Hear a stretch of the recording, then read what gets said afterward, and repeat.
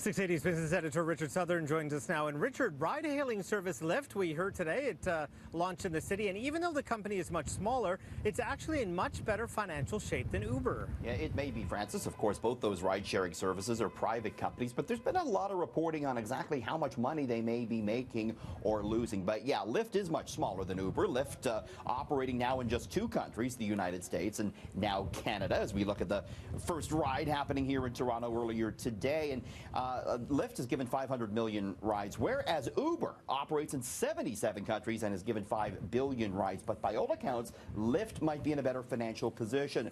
Uber reportedly lost $1.5 billion just in the last 3 months alone, while Lyft has reportedly tripled its revenue so far in 2017. And I think, Francis, it's safe to say Lyft has benefited from some of the missteps that Uber has made. They might have a better connotation among riders, a better feel. We'll see what happens. The prices are pretty much the same from a consumer's perspective, and the Uber drivers I've talked to, they say they'll just download the Lyft app, and whichever one they get an order on first, they'll go to. Free market, absolutely. Now, I do recall that Uber had a data breach a little while ago, and now we're learning how many Canadians were actually affected. Yeah, speaking of missteps, this was certainly a big one, and we now know that Uber Canada is informing us that 815,000 Canadian Uber riders and drivers may have been part of this data breach, which was announced back in November, which included names, email address, and phone numbers. It didn't include any location data or financial information. And the Federal Privacy Commissioner here in Canada now investigating this matter, Francis. So it was a good day on Bay Street. The TSX closing just shy of an all-time high.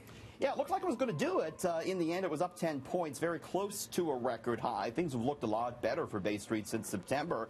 The TSX now up more than 5% on the year. We saw fresh records for the Dow and the S&P 500 on Wall Street amid optimism for U.S. tax reform. The price of oil at its best level in about 2 years, by the way. Price of gas going up a penny here in Toronto tonight. So stocks are looking pretty good here as we move towards the end of the year, Francis. Do you do a lot of takeout, Richard? I'm afraid to say I do, Francis. You do? Yeah. It's just more of a convenience thing, you know? It is. Especially for dinner, right? And for us, it's a Friday or a Saturday. But new study is looking at how much we're actually spending over a lifetime. Yeah, you ever thought, well, if I did the math, how much is this going to be at the end of the day? Well, according to this new study, we spent $70,000 on takeout food over the course of our lifetime. 82% say they order it about every 2 weeks, spending about $100 a month, a little bit more than $1,100 every year. So you add it up, 70 grand over the course of your lifetime. 47% feel they spend too much. And do you ever get the regret, Francis? 52% say they feel downright guilty after that Uber Eats order, maybe. Why do we do it? 44% just have that craving. 37% a little bit lazy, and 26% say they just had no time at the end of the day. And time crunch, certainly 4 in 10. Little or no time there. So it's just a convenience thing. It's easier than ever now, Francis, to order in. And that's why we're actually seeing business at restaurants trailing off while we see the ordering in part of the business doing very well. I do have to say that I brown bag my lunch. That's good. You actually save a lot of money over the course of your... And you're right next to the Eaton Center, so it's good that you do that because you could be in the food court. There's a plethora of food around me, let me tell you. Yeah.